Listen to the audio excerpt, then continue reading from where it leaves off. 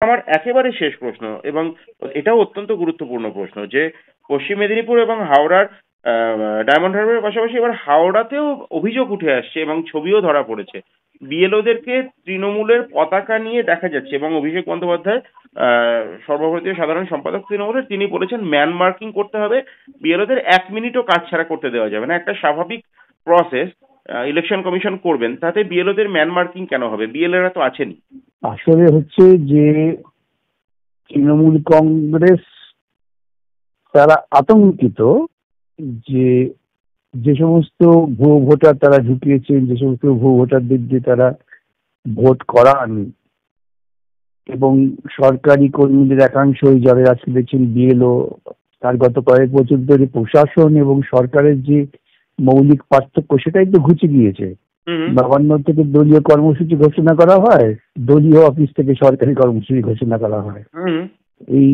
এই যে প্রশাসনিক পার্থক্য বা প্রশাসনিক সীমারেখা সরকার এবং দলের, সেটা তো তৃণমূল কংগ্রেস ধ্বংস করে দিয়েছেন। তারই পরিণতি হচ্ছে যে বিএলও অফিসে গিয়ে দলীয় নেতা বলছেন ম্যান মার্কিং করতে হবে, এবং বিএলও অফিসে বসে তিনি তার রাজনৈতিক কর্মসূচি পালন করছেন। আজকের থাম্বনেলটা দেখে আপনারা আমার বিশ্বাস কিছুটা চমকে উঠেছেন, অথবা কিছুটা আন্দাজও করতে পেরেছেন। একটা কথা আছে ইংরেজিতে, জানেন, যে no one is above the law and no one below ইট।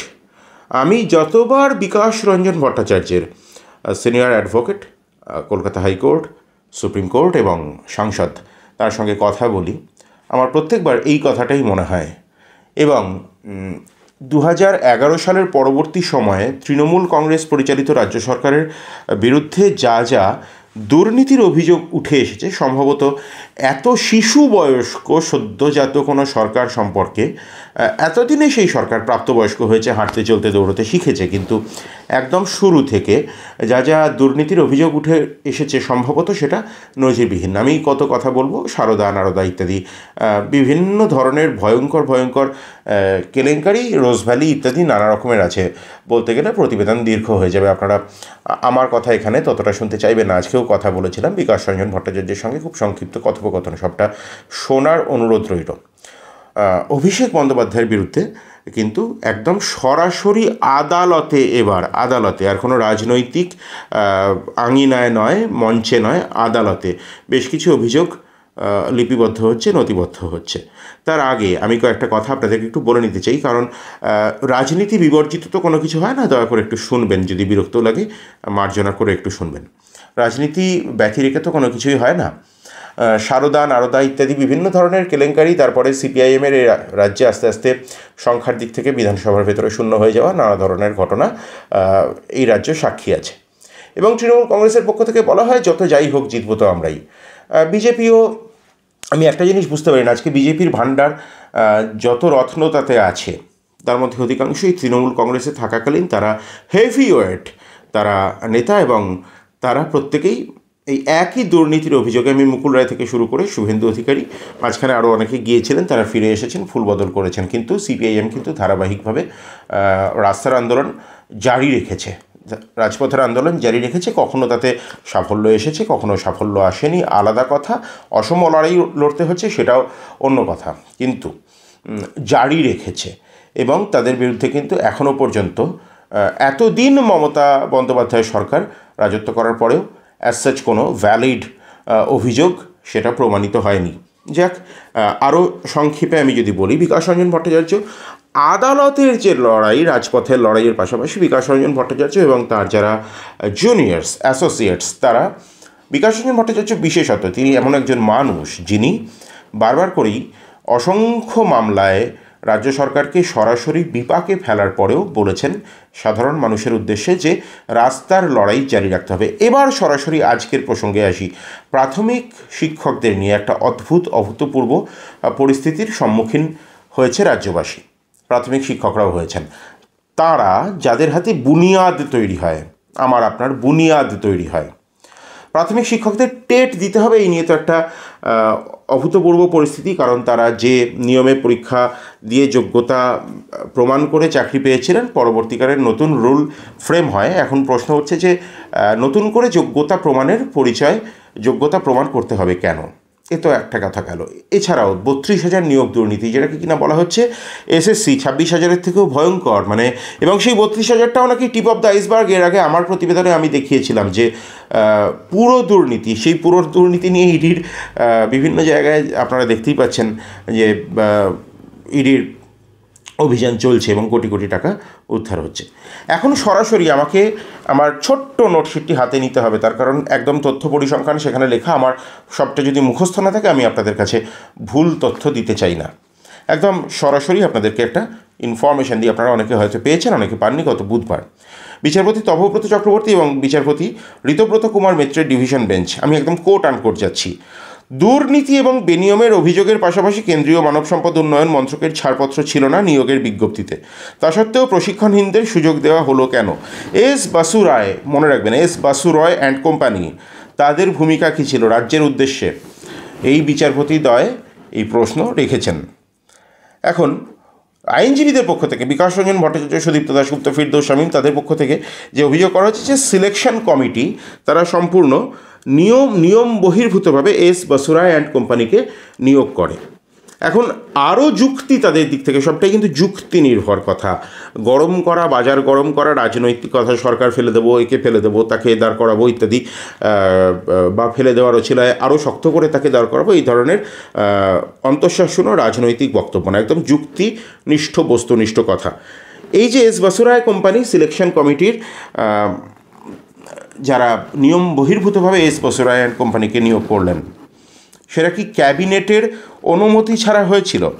এবং সিবিআইয়ের সেকেন্ড সাপ্লিমেন্টারি চার্জশিটে এক ভয়ঙ্কর একটি তথ্য উঠে আসে, এটাও তথ্যনিষ্ঠ এবং বস্তুনিষ্ঠ কথা। আপনাদেরকে আমি সংখ্যা বলি। 752 জনের একটি অবৈধ তালিকা তৈরি হয়েছিল, অবৈধ পরীক্ষার্থীদের তালিকা। তাদের মধ্যে 324 জনকে নিয়োগপত্র দেওয়া হয়। ভাবুন, 324 জনকে নিয়োগপত্র দেওয়া হয় এবং তার নেপথ্যে ছিলেন পার্থ চট্টোপাধ্যায় বলে অভিযোগ। 2016 প্রশ্নপত্রে 10টি প্রশ্ন ছিল, যার 2টি সঠিক উত্তর পর্ষদের পক্ষ থেকে নিয়ম করা হয়েছে। 2টিতেই প্রত্যেক পরীক্ষার্থীকে 1 নম্বর করে দেওয়া হবে। সেখানে 270 জনের একটি তালিকা তৈরি হয় 428 জনের মধ্যে। 428 জনের মধ্যে 270 জনের, এবং তাদের মধ্যে 260 জনকে নিয়োগপত্র দেওয়া হয়। পরবর্তী 6 নভেম্বর এই মামলার পরবর্তী শুনানি, আগামী 6 নভেম্বর। আপনারা কবি সৌরভ ইউটিউব চ্যানেলে চোখ রাখলে একদম অবশ্যই তার আপডেটস পাবেন। এখন সুজয় কৃষ্ণ ভদ্র, কালীঘাটের কাকু, তার কণ্ঠস্বর আসল না নকল ইত্যাদি নানা ধরনের টালবাহানা, তাকে জেরা করে সিবিআই যেটা জানতে পেরেছে যে 15 কোটি টাকা অভিষেক বন্দ্যোপাধ্যায় নাকি সরাসরি তুলে দেওয়ার দাবি জানিয়েছিলেন। এই অভিযোগ সত্য না মিথ্যা সেটা তো সময় বলবে, সেটা আদালত বলবে, আমরা মিডিয়া ট্রায়াল করব না। কিন্তু যা যা ঘটেছে একদম সেদিকে আপনাদের দৃষ্টি আকর্ষণ করতে চাইছি। এবং এস বাসুরায় অ্যান্ড কোম্পানি, এর আগে নাইসার কথা আপনারা জেনেছেন, এক্ষেত্রে এস বাসুরায় অ্যান্ড কোম্পানি, তাদের ভূমিকা কী ছিল, তাদের নিয়োগ কী করে হলো, তারা কারা, তাদের ক্রাইটেরিয়া কী ছিল নিযুক্ত হওয়ার, এই প্রশ্নগুলো খুব স্বাভাবিকভাবেই উঠে আসছে। এখন প্রাথমিক শিক্ষকদের এই যে আবার মর্যাদাহানি, কারণ কোথাও বলা হচ্ছে না যে প্রত্যেক প্রাথমিক শিক্ষক যারা নিয়োগ পেয়েছেন তারা প্রত্যেকে দুর্নীতিগ্রস্ত, কিন্তু হ্যাঁ এই কথা সত্য যে আবারও প্রাতিষ্ঠানিক দুর্নীতি হয়েছে, কোট আনকোট মনে রাখবেন, প্রাতিষ্ঠানিক দুর্নীতি। আরজি কর থেকে শুরু করে এসএসসি থেকে শুরু করে প্রাথমিক নিয়োগ, প্রাতিষ্ঠানিক দুর্নীতির অভিযোগ উঠে আসছে। এবং বিকাশ রঞ্জন ভট্টাচার্য বারবার করেই, আমি তার নাম কেন করছি, ব্যক্তি পুজো করার জন্য অবশ্যই নয়, ভুল বুঝবেন না, বা যদি বোঝেনও সেক্ষেত্রে আমি দুঃখিত হব, কিন্তু আমার কিছু করার থাকবে না, বাস্তব আমাদেরকে বলতেই হবে। তিনি কিন্তু আদালতের লড়াইয়ের পাশাপাশি রাস্তার লড়াইকেও সমান গুরুত্ব দিয়েছেন। এবং এসআইআর স্পেশাল ইন্টেন্সিভ রিভিশন আপনাদের দরজায় কড়া নাড়া শুরু হয়ে যাচ্ছে কয়েকদিনের মধ্যেই। কী কী নথিপত্র আপনাদেরকে দেখাতে হবে, 11টা নথি প্লাস আধার কার্ড আর একটি নথি সঙ্গে, সে নিয়ে বিস্তর আলোচনা হয়েছে। আমি সেই আলোচনায় আজকে যাব না, সংক্ষিপ্ত করব। কিন্তু তার আগে একটা কথা বলে রাখা প্রয়োজন যে ডায়মন্ড হারবার, পশ্চিম মেদিনীপুরের পরে কিন্তু হাওড়াতেও বিএলওর হাতে তৃণমূল কংগ্রেসের পতাকা দেখা যাচ্ছে। আপনাদেরকে সতর্ক থাকতে হবে, আমাদের সকলকে, ইনক্লুডিং মাইসেলফ, আমাদের প্রত্যেককে সতর্ক থাকতে হবে। আমাদের অধিকার আমাদেরকে বুঝে নিতে হবে। আমরা এই দেশের মানুষ, আমরা এই দেশের বৈধ নাগরিক, আমরা এই দেশের, এবং এই কথা নতুন করে বলার প্রয়োজন নেই। একটা ছোট্ট কথা আপনাদেরকে মনে করিয়ে দিই, শেষ এসআইআর যখন হয় 2002 সালে, তখন রাজ্যে সিপিআইএম নেতৃত্বাধীন বামফ্রন্ট সরকার এবং সরকার সর্বতোভাবে সহযোগিতা করেছিলেন, কিন্তু নির্বাচন কমিশনের সঙ্গে এটি স্বাভাবিক প্রক্রিয়া। এবং এ নিয়ে এত তোলপাড় হয়নি, বাজার গরম হয়নি, স্বাভাবিক একটি প্রক্রিয়া। মৃত ভোটার, অবৈধ ভোটার, তাদের নাম বাদ যাবে। যারা স্থানান্তরিত হয়েছেন তাদের নাম বাদ যাবে, দু জায়গায় এক নাম থাকবে না, তো খুব স্বাভাবিক প্রক্রিয়া। এবং সিপিআইএমের পতাকা নিয়ে কোনো বিএলওকে দেখা গিয়েছে, এই অভিযোগ বিরোধীরাও করতে পারেনি। এবং অনেক ক্ষেত্রে একটা কথা বলা হয় যে তখন ইন্টারনেট ছিল না, সোশ্যাল মিডিয়া ছিল না, যার জন্য বামফ্রন্টের অনেক দুর্নীতি, অনেক কারচুপি নাকি সামনে আসেনি। কিন্তু বলে রাখা ভালো, তখন কিন্তু বিভিন্ন প্রথম সারির সংবাদপত্র, প্রিন্ট মিডিয়া, ইলেকট্রনিক মিডিয়া, তারা কিন্তু কেউ বামফ্রন্টের বন্ধু ছিল বলে কোথাও কেউ অভিযোগ করতে পারবে না। তারাও সেই অভিযোগ মেনে নেবেন না, বামফ্রন্টও সেই অভিযোগ, মানে তাদের বিরুদ্ধে সেই অভিযোগ মেনে নেবেন, এবং আপনারাও নেবেন না। যে আনন্দবাজার পত্রিকা, বর্তমান, প্রতিদিন ইত্যাদি বিভিন্ন ধরনের যে সমস্ত সংবাদপত্র বা স্যাটেলাইট চ্যানেল, তারা প্রত্যেকে বামফ্রন্টের বন্ধু সংবাদ মাধ্যমের ভূমিকা গ্রহণ করেছিলেন, বা মুখ্যমন্ত্রীর পক্ষ থেকে কোনো ধরনের কোনো থ্রেট দেওয়া হয়েছিল সংবাদ মাধ্যমকে, তারা কিন্তু একদম সদা সর্বত সিসি ক্যামেরার ভূমিকা পালন করেছিলেন। বামফ্রন্টের ছিদ্রান্বেষণ করেছেন সবসময়, তারাও এই অভিযোগ করতে পারেননি। আজকে অভিষেক বন্দ্যোপাধ্যায় বলছেন যে বিএলওদেরকে ম্যান মার্কিং করতে হবে, এক মুহূর্ত ছেড়ে দেওয়া যাবে না। এবং শুভেন্দু অধিকারী এবং তৃণমূলের নেতৃত্ব, গিরিরাজ বর্মন এবং আরও অনেকেই, উত্তরবঙ্গের নেতৃত্ব, প্রত্যেকেই বিএলওদেরকে গাছে বেঁধে রাখা ইত্যাদি নানা ধরনের কথা উঠে আসছে। আমি এই ধরনের প্ররোচনায় আপনাদেরকে পা দিতে বারণ করব। শুধু বলবো যে যুক্তিনিষ্ঠ থাকুন, বস্তুনিষ্ঠ থাকুন, এবং বাস্তবসম্মত চিন্তাভাবনা করুন, এবং নিজের অধিকার অবশ্যই বুঝে নিন প্রত্যেকে, এবং সজাগ থাকুন, সতর্ক থাকুন, চোখ রাখুন কবির সৌরভ ইউটিউব চ্যানেলে। বিকাশ রঞ্জন ভট্টাচার্যের প্রতিক্রিয়া।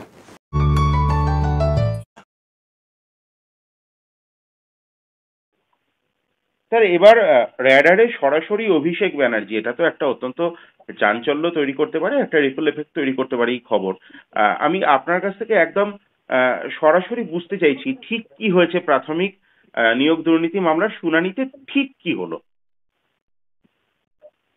শুনানিতে তো আমাদের মূল বক্তব্য ছিল যে এটা একটা প্রাতিষ্ঠানিক দুর্নীতি, এবং সেই প্রাতিষ্ঠানিক দুর্নীতি সম্পর্কে বিভিন্ন তথ্য আমরা দেখেছি, এবং এটাও দেখিয়েছি যে সিবিআই যে চার্জশিট দাখিল করেছে, সেই চার্জশিটে সরাসরি ভাবে সিবিআই বিভিন্ন নেতার কর্মী এবং তারা যেভাবে দালাল বিভিন্ন জায়গায় কাজে লাগিয়েছেন টাকা কালেকশনের জন্য, সেই তথ্য বেরিয়ে এসছে। এমনকি তৃণমূল দলের কথাও বলা আছে। আমি শুধু সকালের সময় তৃণমূলের দলটাকে ঊর্ধ্বে রেখে গিয়েছি, যাতে অকারণ বিতর্ক না হয়। কিন্তু সেক্ষেত্রে তৃণমূলের যিনি সর্বভারতীয় বোধহয় দাবি করেন সম্পাদক নাকি, সর্বভারতীয় সাধারণ সম্পাদক, অভিষেক ব্যানার্জির নাম সরাসরি এসেছে। টাকা কালেকশন, ভাগাবাটোয়ারা নিয়ে তাদের মধ্যে লড়াই হয়েছে, দ্বন্দ্ব হয়েছে, সব এসছে, সব সত্য সামনে আসবে এবং এসে গিয়েছে। স্যার, অভিষেক ব্যানার্জির কোম্পানির অন্যতম কর্মচারী, আমরা বহুশ্রুত নাম সুজয় কৃষ্ণ ভদ্রের বক্তব্য থেকে জানা গিয়েছে যে বেআইনি নিয়োগ থেকে 15 কোটি টাকা তুলে দেওয়ার একটা দাবি করেছিলেন অভিষেক বন্দ্যোপাধ্যায়। এই অভিযোগের কতখানি সারবত্তা আইনিভাবে রয়েছে বলে স্যার মনে করছেন? এটা তো তদন্ত করে এই তথ্য সামনে এসেছে। সিবিআই তদন্ত করতে গিয়ে জিজ্ঞাসাবাদ করার মধ্য দিয়ে এই তথ্য পেয়েছেন। এখন এই তথ্য তো তাদেরই স্বীকারোক্তি, এর মধ্যে সারবত্তা তো অবশ্যই আছে। এখন যেটা সিবিআই হয়তো আরো খোঁজ করছেন বা অপেক্ষায় আছেন যে ওই কাকু যেন কি বলে কালীঘাটের কাকুর যে টেলিফোনিক কনভারসেশন, সেই ভয়েসটা তারা যদি ফরেন্সিক রিপোর্ট পেয়ে যান, তাহলে প্রমাণ করার ক্ষেত্রে তাদের কোনো অসুবিধা হবে না, এটুকু মনে হয়েছে আর কি। এবং এটাই হচ্ছে ঘটনা, তারা অপেক্ষা করছেন ফরেন্সিক রিপোর্টের জন্য। স্যার, আমি আর দুটো মাত্র প্রশ্ন আপনাকে একটু করে নিতে চাইবো, অত্যন্ত গুরুত্বপূর্ণ দুটো প্রশ্ন। আমি যদি ভুল করি স্যার আপনি অবশ্যই ধরিয়ে দেবেন। বিচারপতি তপব্রত চক্রবর্তী এবং ঋতব্রত কুমার মিত্রের ডিভিশন বেঞ্চ রাজ্যের উদ্দেশ্যে একদম কোট আনকোট করেছেন, দুর্নীতি এবং বেনিয়মের অভিযোগের পাশাপাশি কেন্দ্রীয় মানব সম্পদ উন্নয়ন মন্ত্রকের ছাড়পত্র ছিল না নিয়োগের বিজ্ঞপ্তিতে। তা সত্ত্বেও প্রশিক্ষণহীনদের সুযোগ দেওয়া হলো কেন? এস বাসুরায় অ্যান্ড কোম্পানির ভূমিকা কি ছিল? স্যার, এস বাসুরায় এবং কোম্পানির আমাদের সওয়াল ছিল এইটাই যে প্রাতিষ্ঠানিক দুর্নীতি হয়েছে, তার প্রাথমিক প্রমাণ হচ্ছে যে এই একটি কোম্পানি, এস বাসুরায়ন কোম্পানি, তাদের কি যোগ্যতা সেই সমস্ত নির্ধারণ না করে, অর্থাৎ এই কোম্পানিকে পছন্দ করা হলো, তাদের সঙ্গে ব্যক্তিগতভাবে দর ঠিক করা হলো, তাদের দিয়ে কাজ করানো হলো, এটা সামগ্রিকভাবে অসাংবিধানিক। এবং এই সওয়ালটা করার জন্যই বিচারপতিরা সরাসরি ওদের কাছে জানতে চেয়েছেন যে তোমরা বলো কিভাবে হয়েছে।